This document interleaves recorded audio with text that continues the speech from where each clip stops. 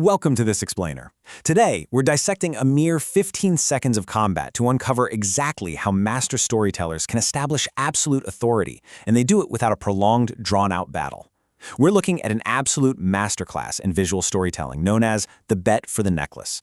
It is honestly fascinating how much narrative weight can be packed into such a tiny window of time when the visual language is this tight.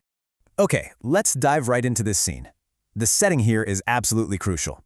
We find ourselves in a cleared, dusty street within the Tanzaku quarters. It's this stark, almost theatrical stage. On one side, you have a defiant, wildly overconfident 12-year-old named Naruto, and facing him, Tsunade, a master in her 50s, who is just completely, thoroughly unimpressed by his display. Watching all of this unfold from the sidelines are Jiraiya and Shizune.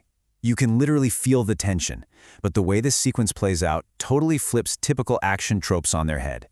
So, to really grasp the mechanics of this high-octane encounter, we are going to break this rapid microchronology down second by second. We can divide this 15-second sequence into 3 distinct phases. 0 seconds is the charge. At 5 seconds, we get the counter, and by 10 seconds, the impact. Phase 1. Naruto's explosive aggression. The scene actually kicks off not with a physical strike, but with sound and environmental reaction.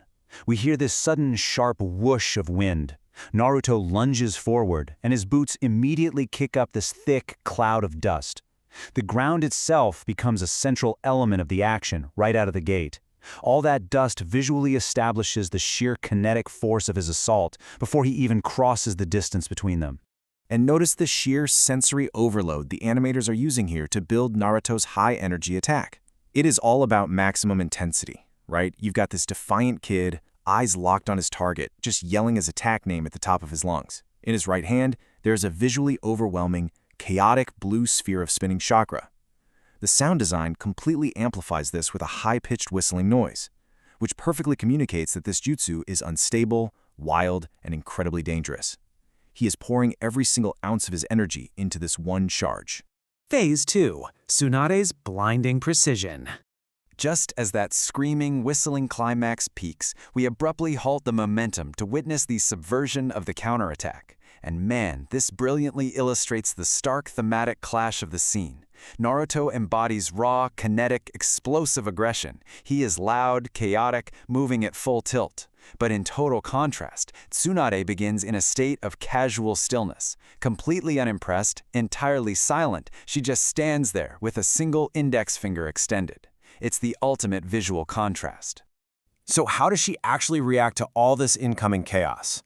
Well, just before the heavy thud of the attack connects, she moves with blinding speed. She calmly sidesteps the shocker ball by a mere fraction of an inch. It's this microscopic evasion, but it completely neutralizes all that massive buildup of energy we literally just witnessed. Which brings us to Phase 3, the violent impact.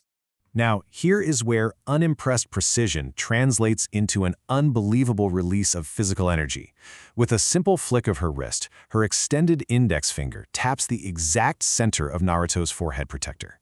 This tiny, seemingly harmless motion triggers a massive shockwave that ripples through the air with a deafening boom and a really sharp crack. The sheer kinetic force just explodes outward, launching Naruto backward at incredibly high velocity. And the intensity of this confrontation is physically manifested in the ground beneath them. The environment completely sells the illusion of impact here. Naruto's eyes go wide in shock as he gets blasted backwards. His feet violently drag through the dirt, and he is literally tearing up the pavement of the Tanzaku quarters as it goes. He skids across the ground, carving a literal trench into the street, before finally crashing hard into the dirt right at Jiraiya's feet. Just look at the immediate fallout of that exchange. All that chaotic energy Naruto built up, it simply vanishes. It dissipates into a totally harmless mist. Meanwhile, Tsunade simply lowers her hand, blows a stray strand of hair out of her face, and remains completely unbothered by the fact that she just caused a localized earthquake with one finger. No big deal, right? Phase 4. Unpacking the power dynamic. This entire 15-second sequence is an absolute masterclass in visual storytelling. By using environmental destruction like the kicked-up dust in the beginning and the violently torn pavement at the end, the creators establish an extreme power differential, and they do it without needing pages of dialogue or some drawn-out fistfight. To cap it all off, Tsunade stands amidst the literal wreckage she caused with just one finger, smirks at the downed Naruto, and delivers the ultimate punctuating line. "Is that all you've got, brat?" The physical conflict is over just seconds after it began, but the psychological point? Yeah, that's been made loud and clear. As we wrap up this explainer, it leaves us with one really provocative thought to chew on. When sheer explosive force meets unbothered precision, who really wins the battle before it even starts? It's a powerful reminder that in action storytelling, it's not always about how long a fight is. It's about the contrast, the environment, and the precise execution of power. Thanks for joining me on this deep dive. And hey, definitely keep an eye out for these incredible visual techniques next time you watch a scene unfold.